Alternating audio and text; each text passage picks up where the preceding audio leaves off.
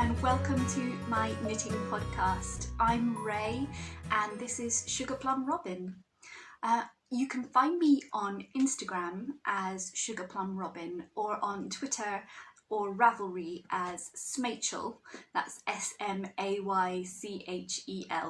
And that's because when I was a child, my little sister used to call me Rachel Smachel, and it just sort of stuck. So you can find me on there as Smachel. And I'll put links to those down in the description, and as well I'll put links down there to any of the patterns or general things that I talk about in this podcast. So you should be able to find anything down there. So it has been a real while since I was last able to podcast. The schools have been phasing back in here in Scotland, but the special schools didn't go back at the same time as the mainstream schools. And my son Robin, who I care for, he's disabled and he goes to a special school, so he's been home a lot of the time. And he's back now. He's been back for a week or so, but it's just taken me a while to catch my breath and get on top of things again. And I've taken on some writing work and things, so I've been completely out of time the last month really or more, and I just haven't found time to sit down and podcast, which has been a real shame because I just absolutely love it. So if you are new, a very warm welcome, and if you've been here before, then welcome back. Thank you for coming and joining me. I have a giveaway winner to announce today. I have a lot of works in progress to share with you, some finished objects, and even some sewing to share with you this time, which is really exciting. But I'm going to put all the sewing talk right at the end, so you can skip it if you're just here for the knitting. That's totally fine. So hello, it is Tuesday the 23rd of March. It was my birthday last week, and I'm really enjoying the early spring. What a nice time. For those who've been here before, you'll know I'm a writer. I write poetry, and so I like to start and end each episode with a poem. So I'll do that now. Now, I've been thinking a lot about disability over the last little while for obvious reasons. It's been sort of consuming all of my life and my time. Well, it always does, really, but especially at the moment. And so I've been thinking a lot about this poem and about poems about disability in general. And this is a poem by Rainer Maria Rilke. So Rilke was a German poet, a really fantastic poet, one of my favourites. So the poems that I read by Rilke are always translations because I don't read German anything like well enough to be able to read the originals. This is translated by J.B. Leishman, and I really like this translation. It's the Penguin Classics selected poems. So this poem is called Going Blind. She'd sat just like the others there at tea, and then I'd seemed to notice that her cup was being a little differently picked up. She smiled once. It almost hurt to see. And when eventually they rose and talked, and slowly, and as chance led, were dispersing through several rooms there, laughing and conversing, I noticed her. Behind the rest she walked subduedly, like someone who presently will have to sing, and with so many listening. On those bright eyes of hers, with pleasure glistening, played, as on pools, an outer radiancy. She followed slowly, and she needed time, as though some long ascent were not yet by, and yet as though when she had ceased to climb, she would no longer merely walk, but fly. Okay, so I have not yet picked the winner for our giveaway, but I'm going to do that immediately after recording this, and so I'll insert a little section here where I will announce the giveaway winner, and so I'll see you in a moment. Okay, so I'm about to pick a winner for the giveaway, and I just need to click this button here. Oh. And the winner is Julie Enslin. So Julie, you are the winner of the podcast. I will message you on YouTube. Oh, you like birch trees. Birch is a great choice. I saw so many lovely tree choices in the comments, and it's made me very happy over the last few weeks. So Julie, huge congratulations, and thank you everybody else for entering the giveaway. Okay, so let's move on and get started. So my first finished object today I am wearing. This is the Owl Pullover, and I can't remember what name Mona has actually called it, but it's not yet released, I believe, but it's due to be released very soon. This was a test knit for Monazilla, who is also known as Bunny Muff, and yeah, this is it. This is the jumper. So what I might do is take it off now so I can show you in a little bit more detail. Okay, so here is the pullover.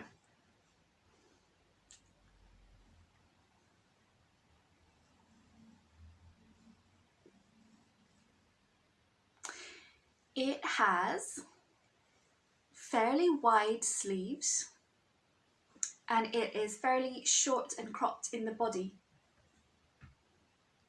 Especially for me, I tend to wear things quite long.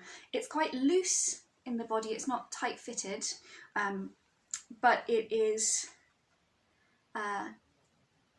quite cropped. I was worried actually that it was going to be too short, but I found it's really the perfect length over dresses and high-waisted trousers, and I wear it a lot. I finished it a few weeks ago and I've been wearing it quite a lot. Here's the back. So it's this all over stranded colour work with this barred owl. It's this all over colour work with just a little pop of colour on these leaves at the bottom. There's actually two colours in there. I don't know if it's very visible. I'll try and hold up a section for you to see. There's the bright red here, and then the kind of hazily brown. You can see some of the floats. So I've not actually woven in the ends. I've just kind of left them to felt. I need to trim them down a little. But because this is knit in the Plutalope wool, it is incredibly fine and breakable wool. So you pull on it and it just pulls apart. It's unspun Icelandic wool. And as such, weaving in the ends is really difficult because you try and thread the needle and you try and pull it through and it just breaks apart. But it's incredibly grippy, feltable wool. So the ends, I've just sort of trimmed them down, and I need to trim them a bit further, but they will just felt in with use. So I think that's okay. You can have a look. Here's some of the inside. You know, I always love to see the inside of colour work. I always really like to see the floats. You can see them there.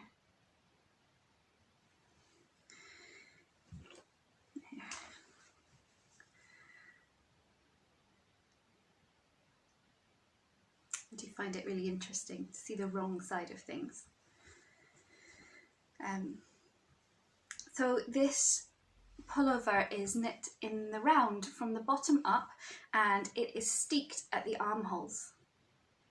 This was actually my first time ever doing steeks, so I took some video footage and I'll put it in here so you can see.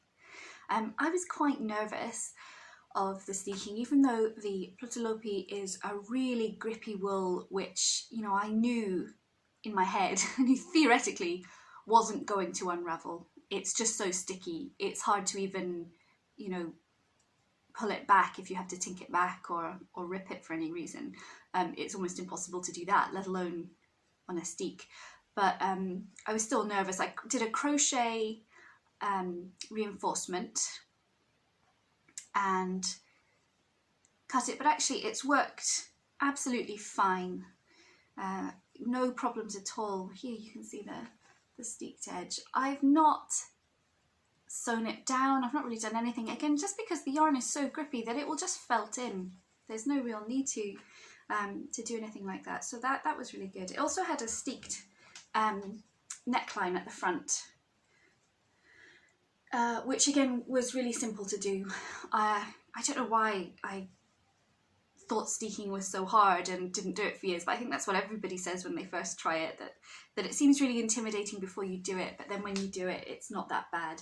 I did do a practice on my swatch that I made for this project, so that was really useful to do. One thing I would say about knitting this is that my gauge changed. It was my first time working with the Plötulopi wool, and my gauge changed from the swatch to by the time I was well into the sweater itself.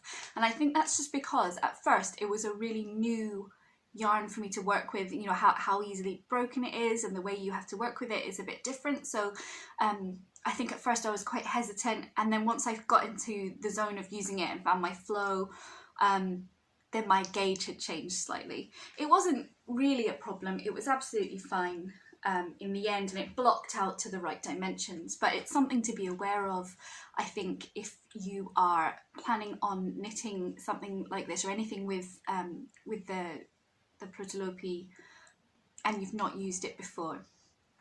So just it can take you a while to find your stride with it. So that is the Barred Owl Pullover. Just looking at what I made notes on all the things I wanted to talk about. Oh yes, so the design is absolutely gorgeous. This owl in the woods. It's concentration knitting. It's knitting that you couldn't just sort of watch in front of the TV, or like I found I couldn't even really listen to a podcast while I was doing it because, or like an audiobook, because it was too absorbing of my concentration for the patterns, just because it's not a regular pattern like a lot of Farrell is. You know, like you'll make a pattern that repeats all the way around. So once you've kind of memorized, you know, 3 red, 2 blue, 3 red, 2 blue, you just do that all the way across. But for this design, obviously every stitch, every row is completely different, and you need to be looking at the chart the entire time. So that was, I like that kind of knitting as well. It's absorbing, and especially at the moment when there's like a lot of stuff going on in the brain, lots of current affairs stuff seems really heavy and overwhelming. I think it can be good to completely lose yourself in focusing on a really complex creative project, and it stretches your brain in ways that feel really good. But I found it quite hard to find time to work on it with the children around all the time. So yeah, but it's just stunningly beautiful. I love the way these subtle, like heathered colours of the Plötulopi make it seem kind of foggy almost and misty with the halo, like you really are seeing an owl emerge from the darkness in the nighttime. It's just gorgeous. So in Mona's original pattern, she has a fair bit of embroidery, and that's a bit of like a hallmark of her designs, that she puts quite a lot of little bits of embroidery on. And what she's done is embroidered several of these leaves in different colours, like golds and reds, just around the owl. Not all of them, just a few of them. And she's also done some embroidery, some extra embroidery on the owl itself. I chose not to do that for 2 reasons. Firstly, my embroidery skills are not great, and I was slightly worried I'd ruin it or make it look kind of weird, like give the owl a funny expression. But also I just really liked that kind of, the way it looks that kind of monochromatic, the way you see things in moonlight, and I really like that. And it's a little bit more subtle as well, a bit maybe more wearable for me, but it just has this little pop of colour at the sleeves and the hem, which I really like. So I think I was really happy to leave out the embroidery, but obviously I like that you can do it, or you can like play around with it and really customize it and make it your own. I really like patterns like that. Oh yeah, and I had a lot of leftover wool, quite a lot of leftover plötulopi, and partly that's because obviously it only needs a tiny amount of this rusty colour and this red. I used the exact colours called for in the pattern, by the way, so I can't remember the names of each of them, but once the pattern is published, which should be really soon, I just used the exact ones she recommended. So yeah, you only use a tiny amount of the rust and the red, so I still have almost an entire plate of each of them left. And then I also have maybe half a plate of the black and 3/4 of a plate of the beige colour. So I have quite a lot. I almost certainly have enough for another pullover, but I'm not sure. I've been looking at what patterns I might use up the leftovers on, because that would be really fun. So it would be quite a good stash busting project, this, I think. If you had like some bits left over, you could definitely use them up on this, and I like those kinds of patterns. So yeah, this is my barred owl sweater by Mona. I'm going to put it back on again now. Okay, I only have one more finished object, and I was actually thinking, oh, you know, it's been such a long time since I last podcasted. Have I really only got these 2 finished objects? It doesn't seem right, but I think there's several reasons for that. One of them is definitely that I've been sewing a bunch, so that's been taking up some of my crafting time. But also I've been working on lots of works in progress, which is something I do tend to do.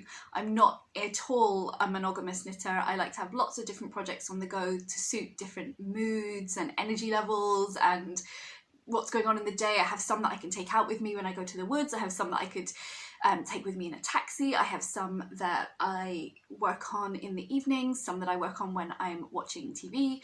So I have lots of different projects, and it means that each one gets finished a little slower. Obviously overall you end up having times when nothing gets done, and then times when you've got like 5 finished objects in a week or something, because they all get finished at the same time. But yeah, that's the 2 main reasons. And then also, of course, that I've just been really busy. But hopefully now I have a little bit more free time, and that'll be really nice. So this is the other thing that I finished. It is this tiny, tiny baby cardigan, and I've not blocked it, and I've not put the buttons on. I have some little wooden buttons to put on. So here we go, little tiny thing. So I just improvised this design, both the colourwork charts and the pattern itself. It's in a newborn size. It's short sleeve. This is for my sister's baby. My sister has a baby due in May. It's her first baby, and I'm really excited. And so yeah, so I'm knitting a whole bunch of things. I'm starting to feel like I've got to get a bit of a wiggle on and get it all done and finished, and send a little package of handmade things for my new niece or nephew. And yeah, so this is a little cardigan. This is knit in Drops Charisma, which is just a superwash double knit so that she can wash it easily. My sister is not a knitter or a maker, and she is going to be a new mum, so I wanted things that she could at least have some chance of washing and being able to stay on top of. I don't want to make her life any more difficult than it already is going to be. Because her baby's due in May, it's just a short-sleeved little cardigan. Yeah, I thought it was really cute. It's a little stash busty project. This is just wool that I had left over from other projects. I almost ran out of the green, but I just had enough. And yeah, I did a moss stitch border, moss stitch around, because I thought the moss stitch would go well with that foresty kind of woodland feel of it. You can see the floats inside. It's fairly standard, fairly easy. There's a few, whereas obviously you're doing back and forth colour work it's not steeped, it's just back and forth colour work. And in some rows, 3 rows here, you've got the back and forth 3 colour work, which is a little fiddly, but it's so small that, you know, it's done in minutes and then you can move on to the smoother knitting. Yeah, it is very cute. Yeah, I don't know if anybody would be interested if I wrote this pattern up as just a little pattern to make available for people. I was thinking it might be cute if I have a bunch of little colourwork motifs that I've made up. I get the like knitting graph paper and I just doodle, and I have a lot of different little tiny designs that are about this height, which I just use randomly to put on things, either on other people's patterns or on my own patterns, especially because I do lots of knits for children. So I wonder if maybe it might be a nice thing to put in a few sizes for the basic cardigan and then a few different options for the chart. But I don't know, maybe, well, you tell me, would you be interested in that? Is that something that you would like? I might write that up if I have a minute at some point. But it's just cute. I think it's adorable. So that's for my sister. Will go in my box of knits for her and her upcoming baby. One of the things I have to do is I have a bunch of crocheted granny squares. Now I don't really crochet. I'm less than a beginner, but I watched YouTube videos and taught myself how to make granny squares to use up some of my leftover bits of wool, and I did this actually, like, I've done it over the years, so it's I've just got a box of them that I've been accumulating, and they're very scrappy, all different colours, and I've only got maybe 20 or so, 24, they're about this big. But I thought what it might be nice to do is to put a border on each of them and attach them together and make a little baby blanket, like a little pram blanket for baby. So stay tuned, I might try and do that. I've got about a month, so it might be cutting it a bit fine. I could try it. I would like to use those squares, and I think they, like, I don't think I'll ever have enough for a full-size blanket because I'm really not a crocheter. I'm very slow. The only time I've crocheted is, again, following YouTube tutorials to make little flowers and decorative things, because we like to make little nature areas in our house for the kids that are like decorated seasonally. And we have things like these branches here, and I like to put decorations on them for the different seasons. So I put blossom in the spring and leaves and flowers in the summer, and I put then the autumn coloured leaves in the winter, and then we put Christmas things on them in the winter, like little crocheted snowflakes and things. So I've done little tiny things like that, but again, I'm just watching a tutorial and I don't even really know the stitches or anything. I'm just copying what they're doing and just about getting by. So at some point I will properly learn how to crochet, but I think today is not the day. So those are my 2 finished objects. Let me see. So now I have a whole bunch of works in progress. I'm going to start with this, which is the Bloom jumper pullover. This is just the body. Let me hold this up for you. Give it wrinkled from being in the bag. So here we go. So this is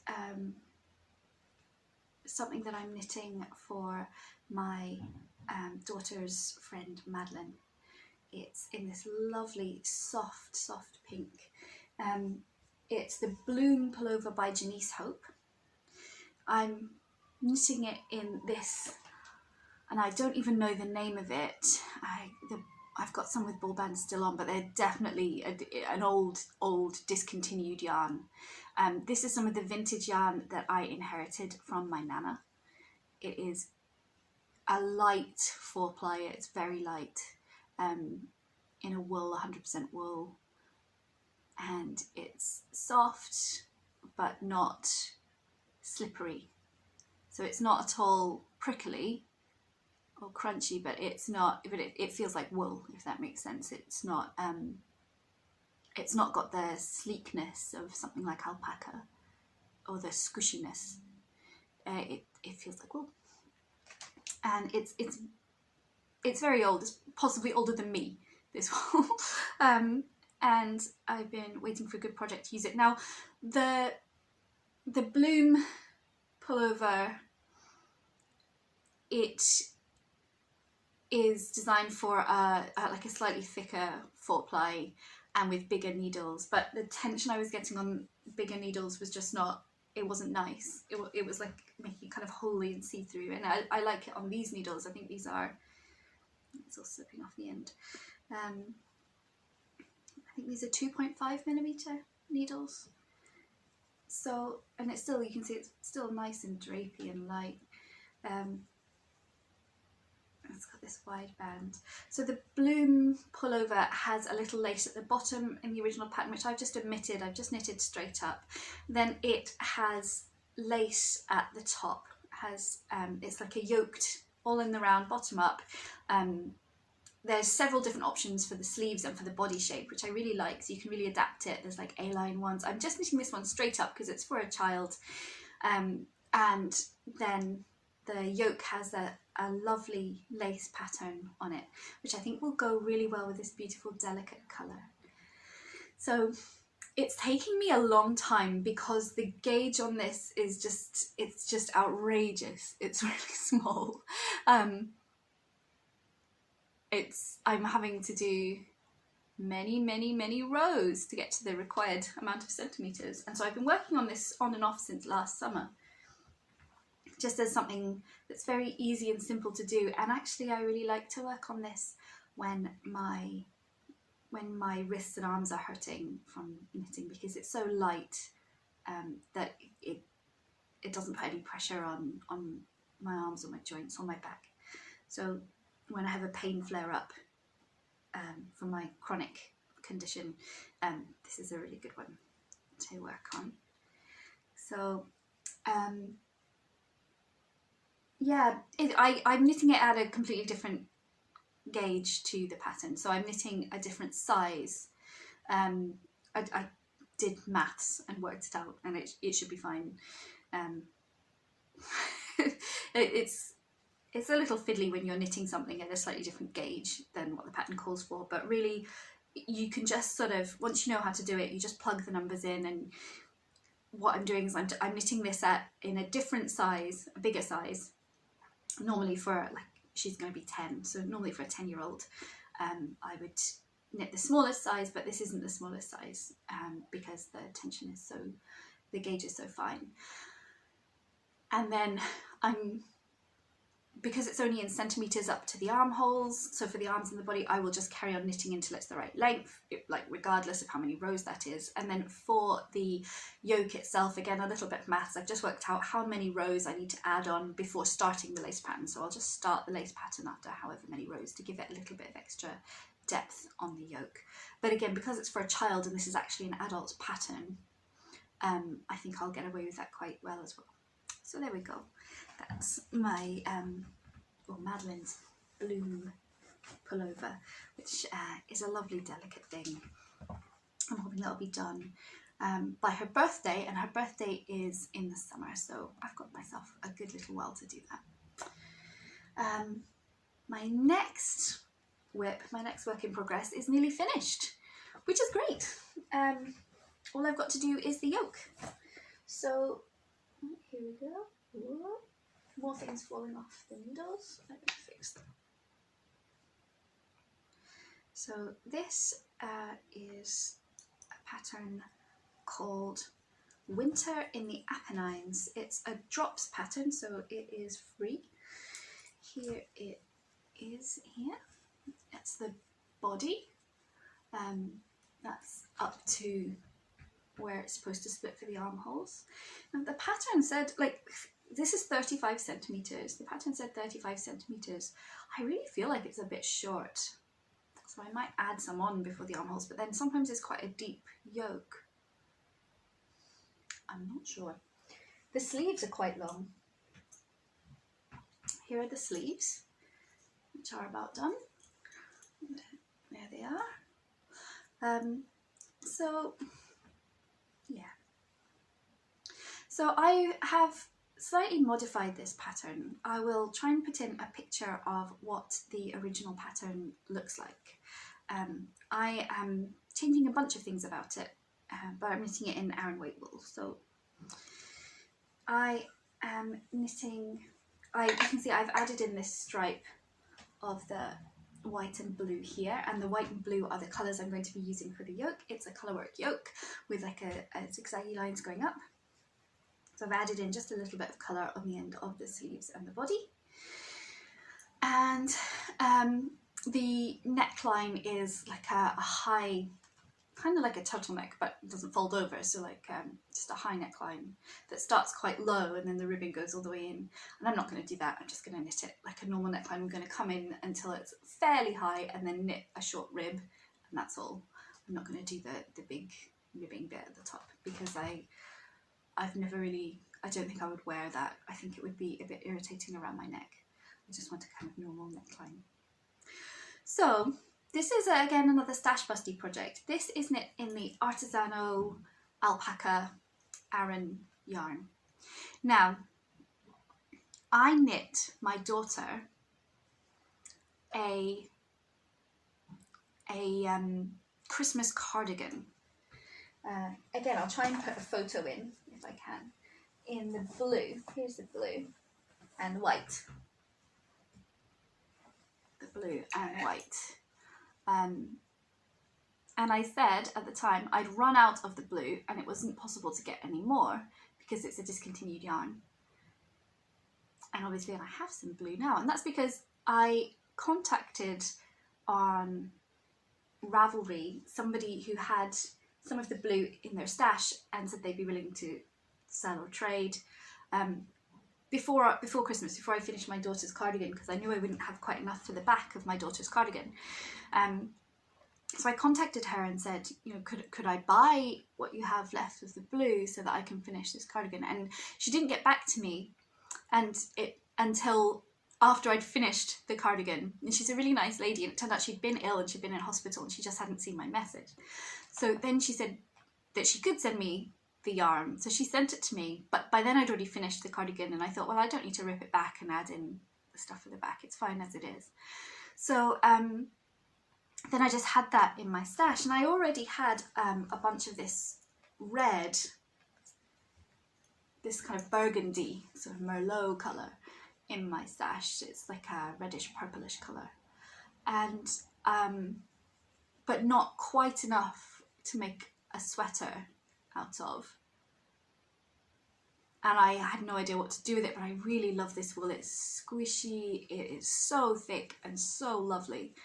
And I had a bit of the white.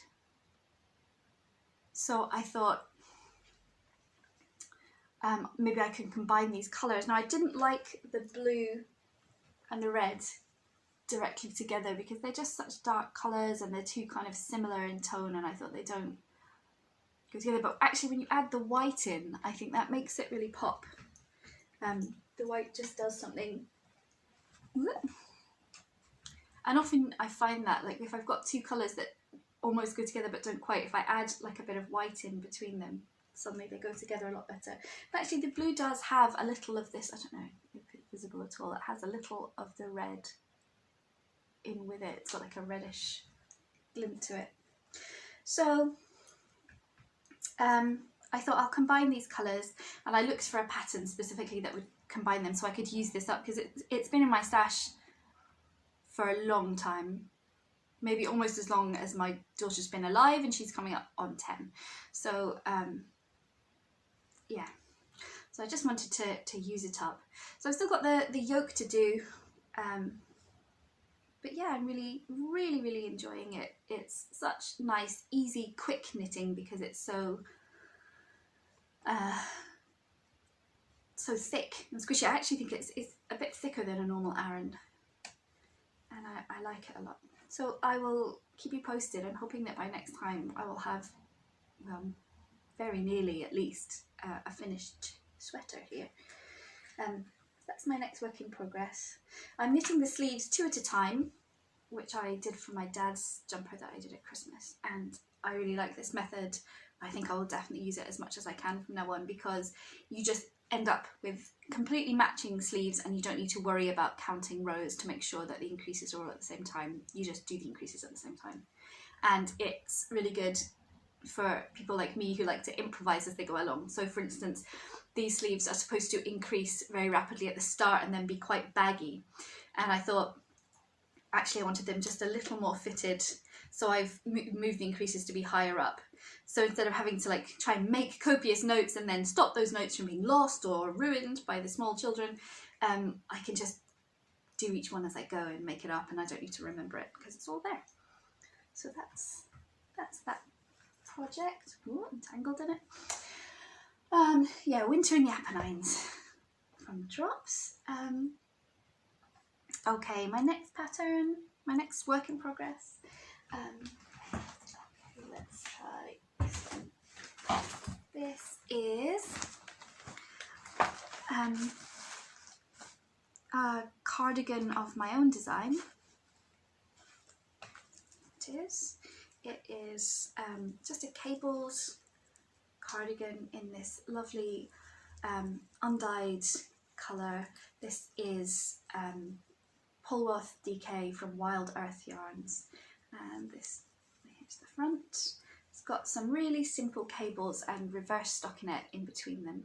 I've only done a little bit more on this. This is just something I sort of potter away at when I have a minute. It's lovely peaceful knitting there. You can see the sleeve. So the sleeve has cables on either side and a cable going down the middle. And then there's a tiny cable at the front there. And then I'll knit on a button band.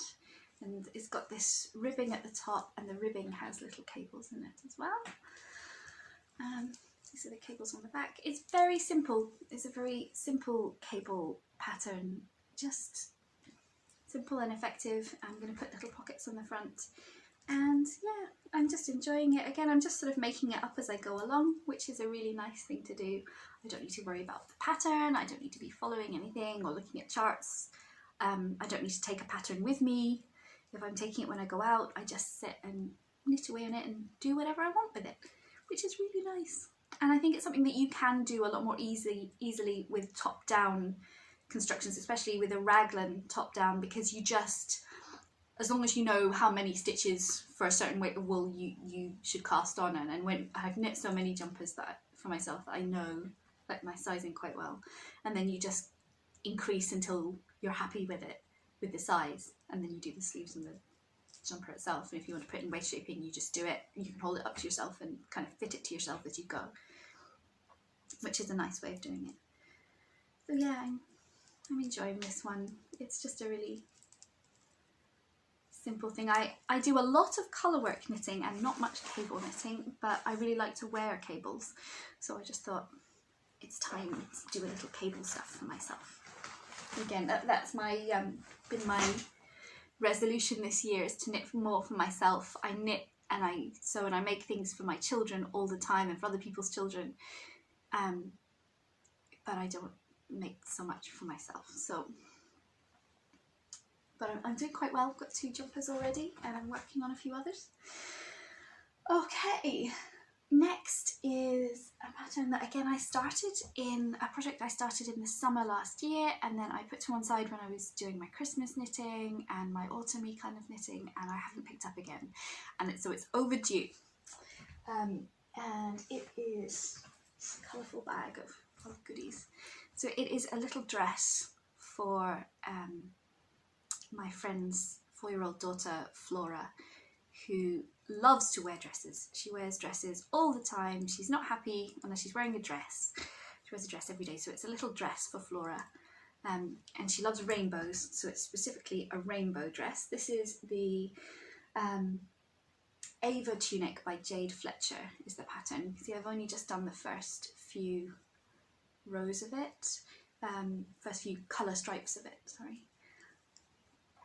I had some problems when I was starting out with this because there's different instructions.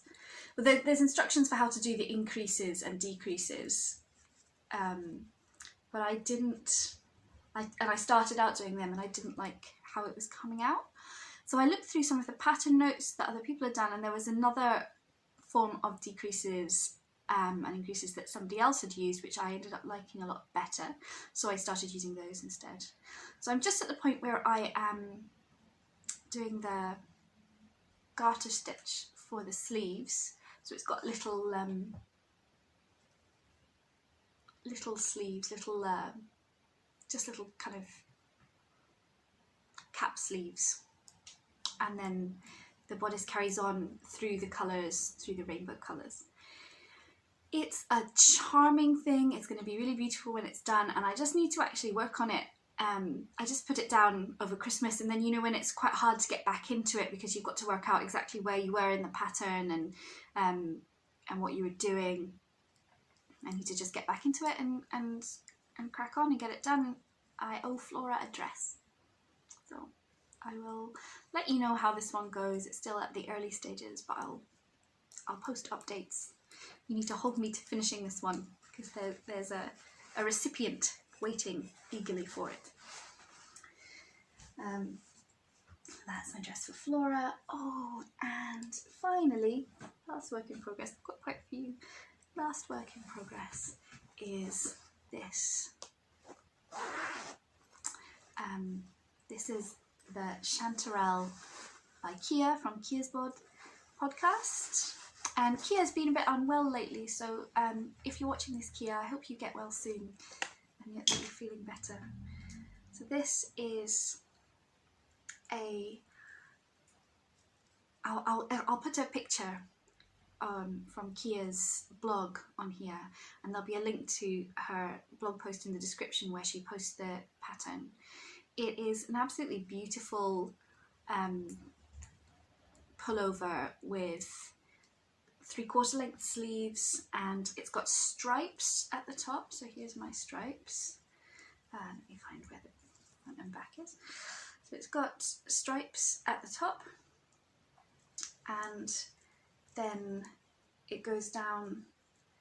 It's kind of empire waisted, so it will come down under the bust, and then there'll be a colourwork band with flowers, flower motifs, and then under that there's lace at the bottom that's quite long, and then the sleeves have like a long section of ribbing,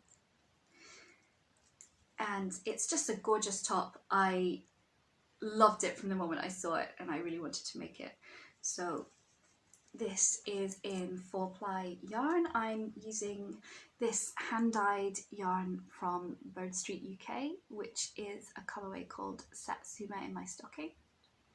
And this is Novita Venla in the colourway Oats.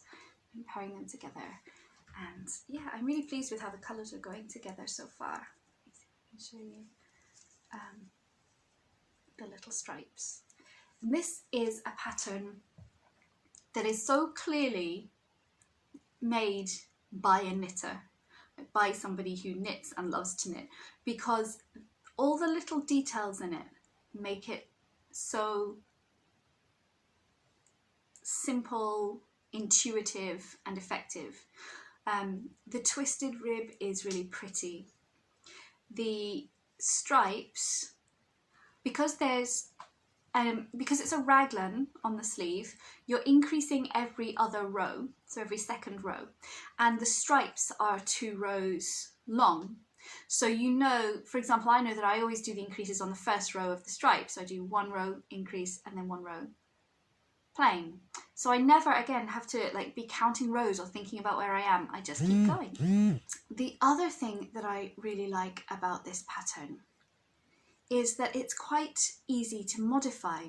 Again, because of the raglan construction, you just sort of keep going until, and because it's top down, until it's the right size for you, until it fits you, and then you can move on to the next step of the pattern. So it's a really lovely, intuitive is the best word I can come up with, way of constructing and knitting a garment. It's a real joy to knit, actually, and this is one of the ones that I take out with me most often, because I can just do it without having to consult the pattern, without having to think. You know, if I go somewhere without Wi-Fi, I can still do it. modifications that I've made, I put in some short rows to make the back slightly higher than the front. Just really simple, basic short rows to do that. But that's all I've done, and I'm just going to be knitting it basically as it is in the pattern. And it's a really nice one, I can recommend it. It's lovely, peaceful knitting. And it's really, there's something really Moorish about knitting the stripes and seeing the colours come together, and I always want to do just one more. So it goes quite quickly when I have time to actually sit and work on it.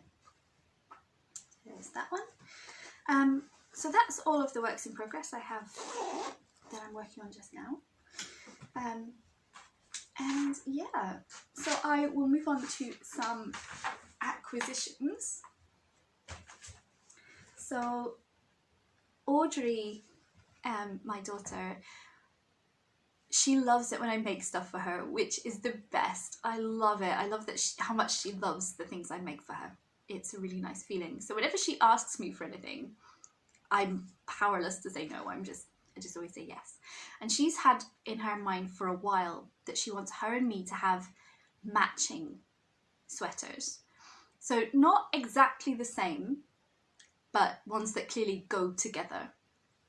And she's been combing through different patterns and things, and she's found two that she wants. And she knows exactly what she wants. And she told me what colours she wants them in and everything. So I ordered the yarn for that. I ordered Drops Nepal because it's she chose two patterns, one for her and one for me, but they have similar themes, let's say. They're colourwork. I won't ruin the surprise and tell you exactly what they are. I'll let that be a fun surprise for when I'm finally able to cast them on. I want to get a few projects off the needles before I cast them on. But she wants us both to have them in the same colours.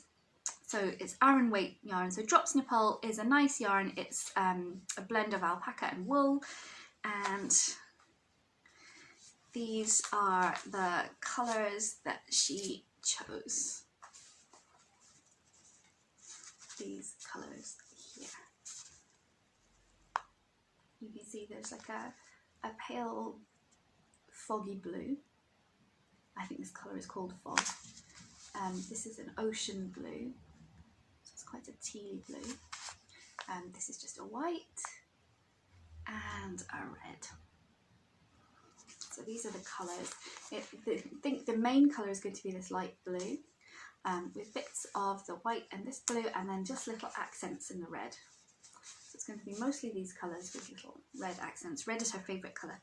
So I have a giant bag of all of this yarn, quite heavy, for making these jumpers for her and for me, and so I'm looking forward to that. That's a project for when I've got some of these other things off the needles, but I keep this bag of wool in my bedroom where I can see it by the window, so I can always look at it and think, oh, that will be a fun thing to cast on once I've made some more progress on my other things. Now, I said it was my birthday. It was my birthday on the 18th, and my daughter Audrey, for my birthday, she got me some yarn. Bless her heart. It was so sweet of her. And my husband helped her, and they went on to a website and chose it. And he said that she chose it all herself, completely, the colours, the everything. And she said she tried to pick colours that she thought I would like. And it's so lovely. She chose like lovely earth tone ones. So she got me a whole bunch, definitely a sweater's quantity, of this King Cole Drifter yarn, which is a blend of cotton, wool and acrylic. It's a double knitting weight, and it's in these lovely earth tone kind of browns, creams, golds and rusts. And it's lovely.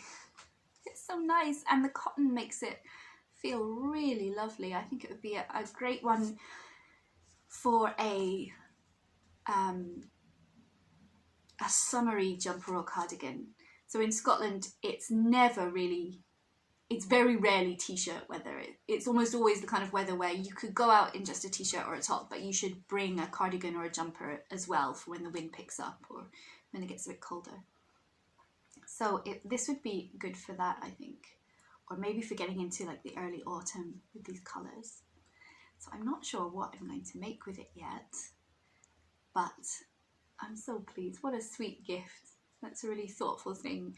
When she was little, so we always let her choose what she gets for each of us. Like we give her a little budget and she can choose what she wants to get for us for Christmases and birthdays and things.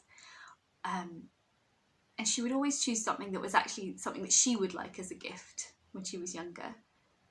But now she's getting to the age where she can understand that other people like different things to her.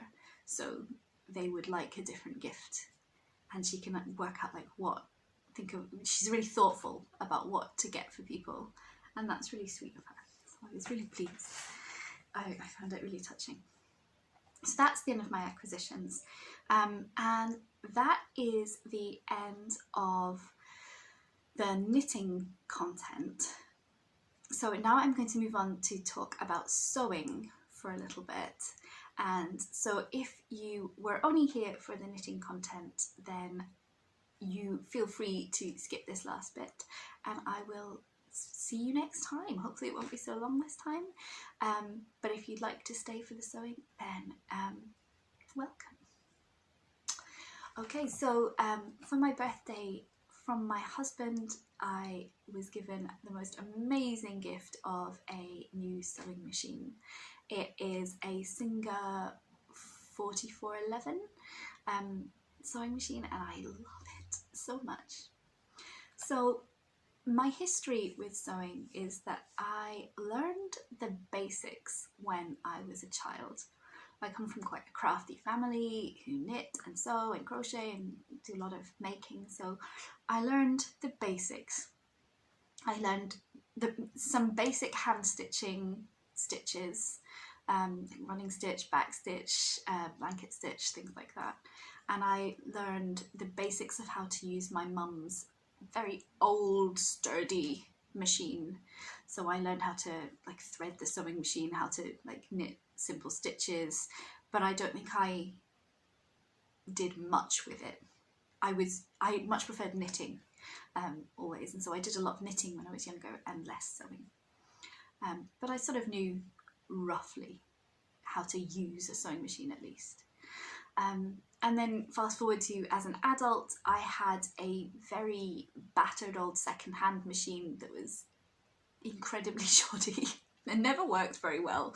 And I only used it occasionally for things. I mostly did like little patchwork projects and things like that. So nothing like a proper quilting, but just making like cushion covers and bits like that. And I made some little very simple tops and dresses for Audrey when she was a toddler, but I didn't really use patterns for them. I just sort of improvised, and I always had huge problems with my machine. It was always really hard work, and I sort of got it into my head that sewing was incredibly difficult, that it was really fiddly, and that everything you made just looked kind of shoddy and handmade, and I just couldn't get the hang of it. And I ended up, my machine just completely broke down in the end, and I donated it to a charity that like fixes and sort of redoes old machinery of any kind and then sells them on, and the money goes to charity. So that was before we moved house. It was a few years ago, and then we moved here, and again I've done like odd bits of hand sewing, like mending and I make little puppets for our educational activities. So Audrey is home educated and she really likes learning through storytelling. So when I'm teaching science, for example, I make puppets of these famous scientists and they tell the story of all their discoveries and things. But that's just sewing with felt and like simple stuff. But and I sew little ornaments again for our little branches and for the Christmas tree and things. But again, just hand sewing. So I wanted a new sewing machine for years, and I would always look at like the second-hand machines on the different things, and on the different like Gumtree and stuff and think, oh, you know, maybe, but oh, maybe not. And then, you know, sewing machines are expensive, and I was always worried that I'd get one that didn't work very well again. And I, at the back of my mind was always, sewing is hard. I'm not very good at sewing. So yeah, so fast forward to now. My husband got me this sewing machine, and I've had it for less than a week, and I am loving it. And it turns out, when you have the right tools for the job is actually a lot easier. Who would have thought? Who would have thought? But it also turns out that all those skills that I developed from using really inferior tools all that time have actually stood me in really good stead, because actually I find it really simple and straightforward now to use a machine that can just do things really simply, and the modern machines are so much easier to use. Even the ways you thread them or wind them are so much easier. Everything about them is easier, and so I'm loving sewing, and I'm finding it a real breeze now. I had a little stash of fabric and I have ordered more, and yeah, this is addictive. It is addictive making stuff. So I've been watching, again, lots of YouTube videos, and really, you know, God bless YouTube. Isn't it wonderful that we can just for free share our skills and resources and tips and tricks with each other on here and learn so much? It's a lovely thing, and I've been really appreciating all of the people who've put up tutorials on dressmaking, on basic dressmaking, and just how to get started and how to sew with different fabrics, because I have found them so useful. So I'll show you some of the sewing projects that I've made over the last few days, almost entirely for Audrey, because making stuff for Audrey is my favourite thing. So I started off, I got, for my birthday as well, knowing that I was getting the sewing machine, my stepmother got me this First Time Sewing, the Absolute Beginner's Guide, and this has been really useful too, and it's full of the most just charming patterns. This is one of the ones I really want to make, this lovely little apron, and it's just it's a lovely book. It is by, it doesn't say who it's by, it says by the editors of Creative Publishing International, but yeah,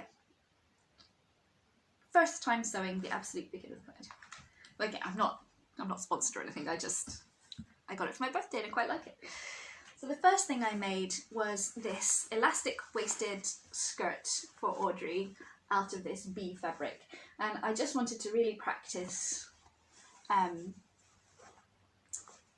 you know, the simple things. I wanted to, you know, do the hems and make sure I was doing them right, and like make sure I was able to do a seam and to stitch it. And it's very cute, and it suits her and fits her, which is important. And yeah, I really like this fabric. It was just on my head in my stash. So yeah, that was the first little thing I made. And then buoyed by the success of that, I made a dress for Audrey. This is a tunic dress by Tilly and the Buttons. Tilly and the Buttons make lovely, very simple patterns, sewing patterns for beginner sewers. I really, really recommend them. So this is a simple tunic dress. I don't know if you can see it very well. It's got this little pocket here, these little cuffs on the sleeves, and it has this button closure at the back here. And actually the elastic I used for this is elastic from an old face mask. So yeah, it's just got these simple panels, and it's a very, again, a simple one that teaches you some nice basic skills of how to make a pattern, how to put it to, how to, you know, sew out, cut out a pattern and put it all together and follow it all. So yeah, I enjoyed making this one, and it fits her, it suits her, it's really cute. Audrey is, she describes herself as an action kid, so she likes things that she can move about in and not sort of fancy party dress type things. So this was a good one because it's loose, it's breezy, it's nice. So that was the next thing that I made for her. So the next thing I made, so remember I told you about Flora and how I've been owing her a dress for so many months, so I thought, well, I'll sew her a dress and then she's got one done. So I'm going to send this off to her once I've shown you. But this is a this is the Peasant Dress by Scattered Thoughts of a Crafty Mom. So this is actually a free pattern, and isn't it gorgeous? Just a little adorable, adorable dress. It's got options for different kinds of sleeves. I just made these like loose fluttery sleeves. I thought that would be really cute and summery. Again, I've used some of the bee fabric there for the pocket there, and some of this flowery cotton, and it's just very light. It's got this stretchy neck. I think she'll like it. I hope she will. She has requested a rainbow dress, like with her rainbow knitted dress. So I've ordered some rainbow fabric to make her a rainbow dress as well at some point, which will be super, super cute. There's that one. And then the last thing that I made was this entire outfit for Audrey. So I made her this dress, and this was my first time using stretch fabrics, and actually I really liked it. I had this idea in my mind again that it was incredibly difficult, but it wasn't. It was okay. I followed all the instructions and tips that I'd read online. My machine, it doesn't have a stretch stitch, it has, so I was using like zigzag stitches, and it worked really well. This is the most complicated thing I've ever sewn so far, but it worked beautifully and it fits her really well. And I made her some leggings to go with it. Oh, falling off the hanger. These little leggings, which are already a bit creased because she's already worn them, a little bit dirty as well. But yeah, some leggings again in this stretch fabric, so she was wearing them together. And I was just so charmed with how this came out. Like I'm delighted. I hung them up. I finished them about 1 AM. I stayed up late to do it because I can't really sew when Robin is around and awake in the daytime. It's not really safe. So I finished them about 1 AM and I just hung them up on my bedroom door. And I just lay there sort of staring at them, not really even able to sleep, thinking, oh, I made that. Actual wearable clothes. And I was just really proud because I'm not, like I consider myself again a real beginner at sewing. With knitting, when I make something, I have this expectation that it will turn out as something wearable, but I don't really have that expectation yet with sewing. I'm sort of every time very surprised and delighted when it works and it makes something that's very wearable. So again, I'll put in some photos of Audrey wearing these. She looks so cute. So I have ordered so much fabric and I'm going to be making a lot more things. The one thing I've found about sewing is because it's so much quicker than knitting, machine sewing at least, is that I feel like it could end up being a very costly hobby, because nice fabric is expensive, just like nice wool is expensive. But when you buy wool for a jumper, at least for me, I know that's going to take me several weeks, if not several months of knitting time. Whereas if I buy nice fabric for a dress, especially for a children's dress, I can make that in a day, and then I'll need new fabric for the next day. So yeah, I can see it being an addictive and costly hobby, but I'm loving it so far, and I'm trying to shop around for bargains on fabric, and I'm hoping that when the lockdown ends a bit more and things like charity shops and stuff, secondhand shops open, I can go and have a look for secondhand fabrics in there. Sometimes you get like even very large clothes which I could then take apart and use the fabric of to make smaller things. I think would be quite a good way of getting fabric. But a friend of mine suggested getting bed sheets and duvet covers because you get a lot more fabric and often they're cheaper than buying like the fabric by the meter. So I thought that was quite a good tip. So I'm gonna look into all of that. But if you have any tips, let me know. I'm wanting to make something for myself at some point, but I'm always really wary of making things for myself because when I've tried to make things for myself in the past, they've ended up being really unflattering for my body type, which is quite curvy. So I don't know if you have any recommendations, if any of you are sewers and you have recommendations for patterns that would suit, that might suit me, that would be quite beginner friendly. Again, I've been looking at the Tilly and the Buttons ones, and I'm thinking the Cocoa from Tilly and the Buttons might be a really good pattern to try. It's in a stretch fabric and it's quite simple, and lots of people recommend it. It seems to be really popular. So I might have a go at that one if I can get hold of some more stretch fabric. Yeah, but for now, I just want to finish by saying, with the sewing as well, my husband made me, he does a lot of woodwork, and he made me this little box for my pins. It's got my pins inside, this little wooden box, this little hexagonal box with this beautiful design on the front. And I just think it's gorgeous. It's got these little legs. I love it inordinately, and so I thought I'd also show you. And my husband does a lot of woodworking, and he has his own Etsy shop, which I'll link to. It's called Ponky Puzzles, and he makes things, puzzles, basically wooden puzzles, things like this. This is a little marble maze, a little 3D marble maze. I don't know if you can see at the top where it says start. So, and there's another hole here, which is the exit. So what you do is you get your marble, you put it in the top, and you tilt it through, and it goes through all the levels. Oh, that's gone the wrong way. Where's it? There. Can you see it? It's rolling around, and then, oh, that's the wrong way. I think it's going in there. No, is that the wrong way too? It's tricky. So as you can see, you just get it all the way through, and eventually you can, if you're clever enough, get it to come out of the exit bit. And it goes all the way through the maze inside, and there's bits where you can't really see it, and it's a really fun puzzle, and it's beautiful. It's made with this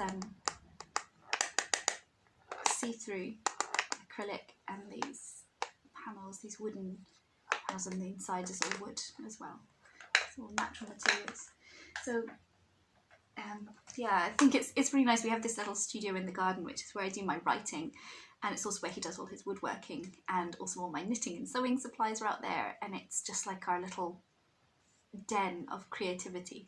And we go out there in the evenings sometimes and just work on our projects, and it's really lovely. I'll put a link to his Etsy if you want to go and have a look at the cool things that he makes. They're very clever. They're too clever for me. But yeah, so I will finish here. I've been talking for a really long time. I will finish with another poem, and I will see you next time. In the meantime, I just hope you're doing well, that you're enjoying the start of spring, if that's the season that is happening in your part of the world. And if you're in the southern hemisphere, I believe that you are edging into autumn, which is also a lovely time of year. So I hope you're enjoying that too. And I will see you next time. I am going to read you a poem by Alice Oswald. It's called Fox. I heard a cough, as if a thief was there, outside my sleep, a sharp intake of air. A fox in her fox fur, stepping across the grass in her black gloves, barked at my house. Just so abrupt and odd, the way she went, hungrily asking in the heart's thick accent. In such serious, sleepless trespass she came, a woman with a man's voice, but no name. As if to say, it's midnight, and my life is laid beneath my children like gold leaf. Goodbye.